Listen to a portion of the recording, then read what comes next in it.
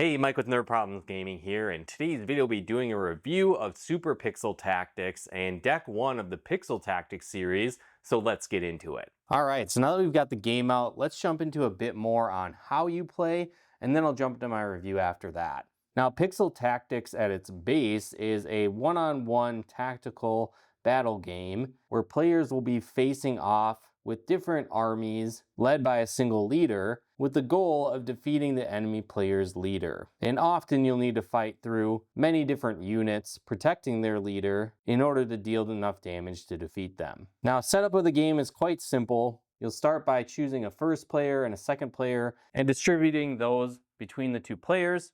From here, you've got two decks. You have a red deck and a blue deck. They actually all have the same cards, just the different backing.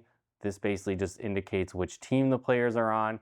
So again, you'll shuffle these up, and then each player will draw 5 cards to start the game. Now, these cards will make up the units of your player's army, and there's 2 different sides. The top side with the blue border at the top here is the hero side. Now, there's also a leader side, and you'll only have 1 leader in your entire team. So players will basically take their starting hand and look through the different cards and choose 1 leader to use for the remainder of the game. Now, leaders have their own special unique power that they can utilize. They have attack and health points as well. And so you'll decide which strategy you want to build your team around, which leader you want to choose, and then you'll pick one of them and place it face down in front of you. And again, so will the other player. So you can see some of these might look similar, but again, we'll choose one for this player, and we just simply place that face down as well.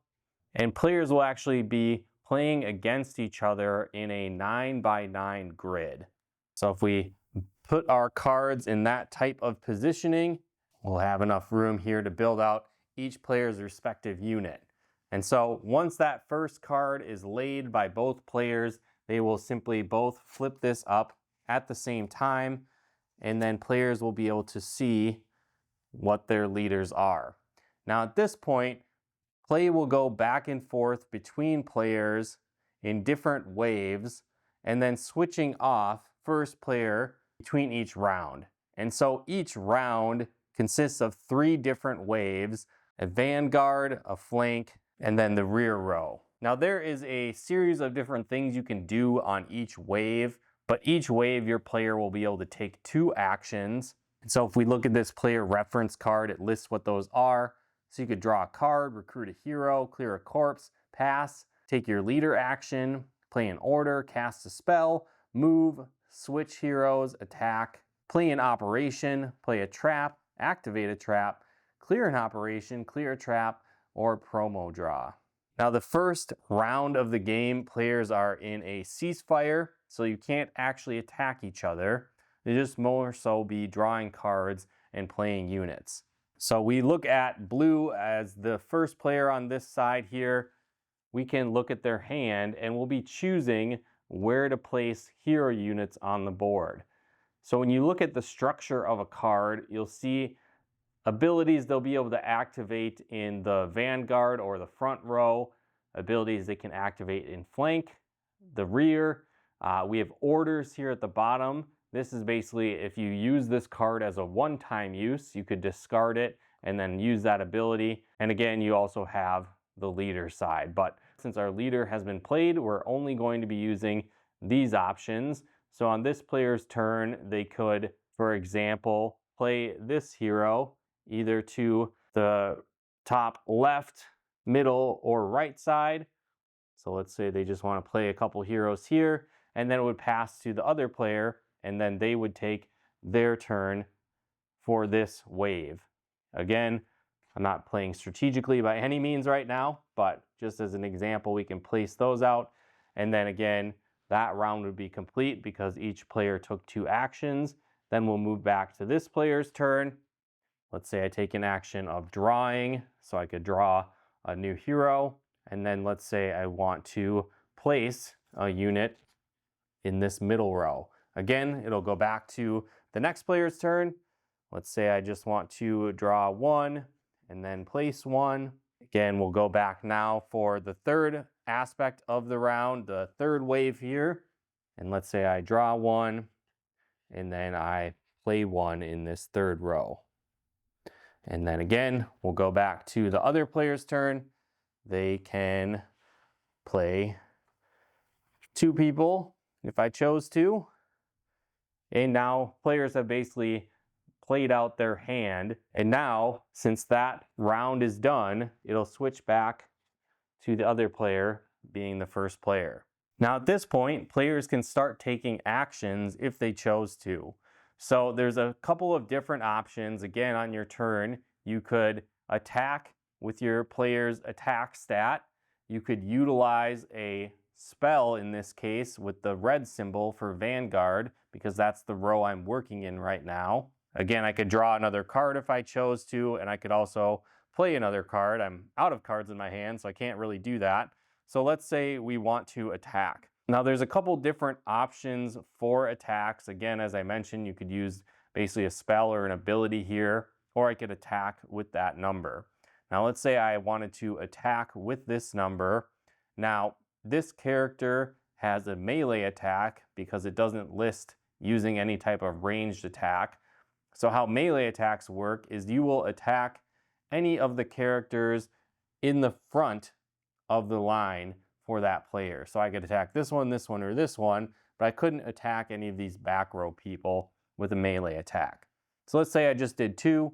I could do 2 damage to this hero, for example, and I would just place the damage counters on that hero. Again, I've got one more action. So let's say I just draw a card so I could add another person to my team at a later time. We'll switch back to the other player. They have a chance to retaliate within this front row. Again, I could do actions like attacking, casting spells, if I wanted to do any orders from my hand. So the bottom purple option, I could discard this and use it basically as a one-time use. But let's say I want to play another hero here. Now again, I just played this hero, so I can't actually take an action with them in that same wave. So I can play them, they'll be out now, but again, I can't use them. So let's say I want to use this one here, and I'll attack for 2, but let's say I want to attack this character. Since it's in melee, or basically there's no one in front of it to block, I could certainly do that. Now again, this wave is complete. At that time, if anyone had had damage equal to their blue shield or their life points, they would be dead, and I would have to flip them over and make them a corpse. So again, let's say this one did happen to have 4 damage. It would now become a corpse and be flipped over. One thing that means now is now my players could actually attack through this space to hit that team's leader.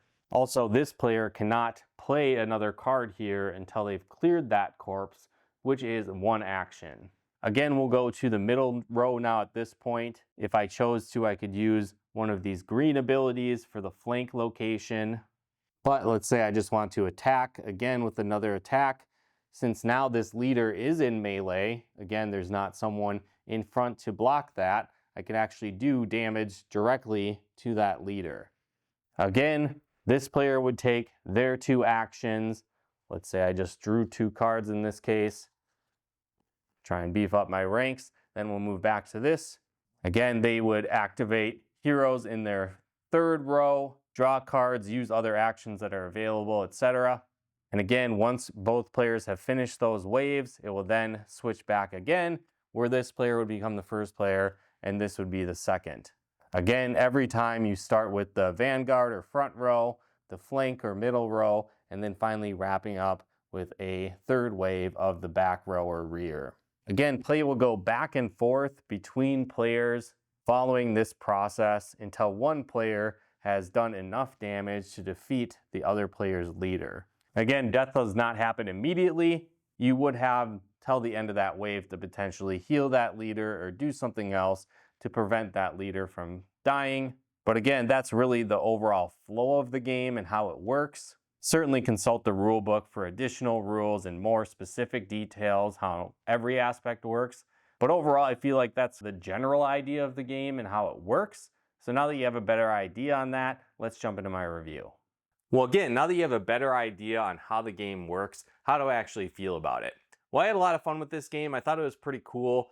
It almost took a tactical RPG and put it into board game form, but in a streamlined fashion, where you didn't necessarily need to move around an entire map or a huge grid or anything like that. And it was pretty simple to learn, but I would say it's challenging to master.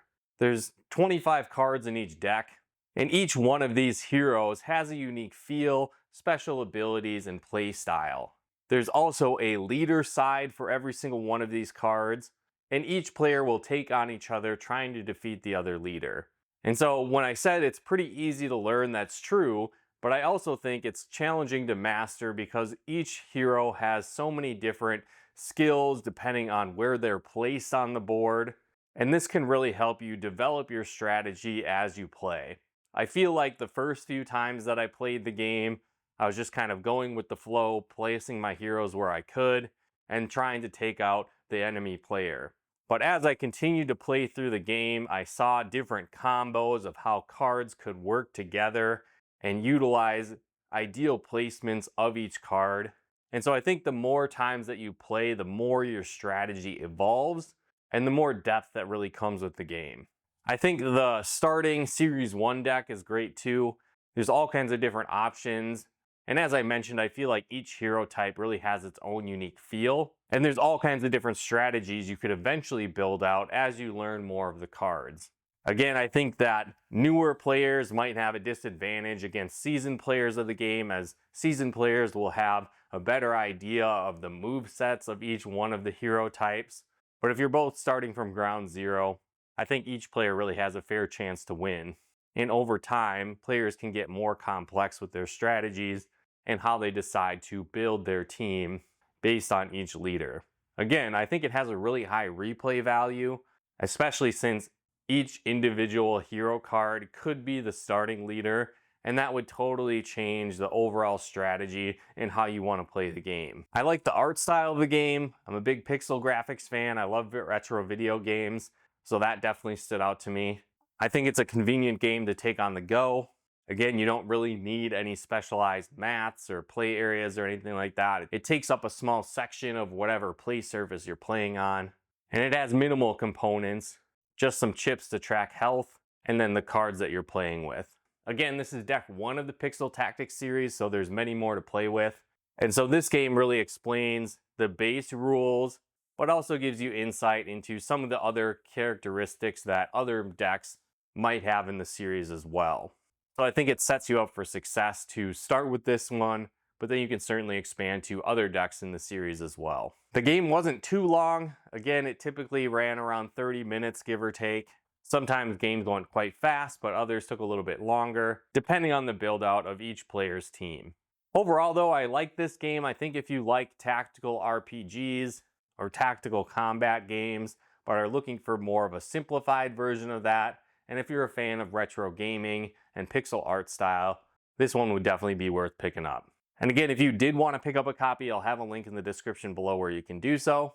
But let me know your thoughts in the comments below. Have you played Pixel Tactics before? Are you excited for the Super Pixel Tactics and the updates that they've made? Let me know in the comments below. And again, if you like this video, be sure to hit that like button as it really helps out the channel. And another really cool way you can help support the channel is we actually partnered with a game store, Nutmeg Games. So if you like board games, Pokemon cards, Magic cards, and more, be sure to head to nutmeggames.com/nerdproblemsgaming and use our promo code nerdproblemsgaming at checkout. You'll get 10% off your order and help support the channel at the same time. So if you want to take advantage of those great deals, be sure to head there as well. And if you like videos like this on video games, board games, and everything nerdy, check out one of our other videos here. And if you haven't done so yet, be sure to subscribe and turn on the bell notifications to get the latest updates of new nerd videos we put out. But once again, thanks for tuning in, and we'll talk to you more soon.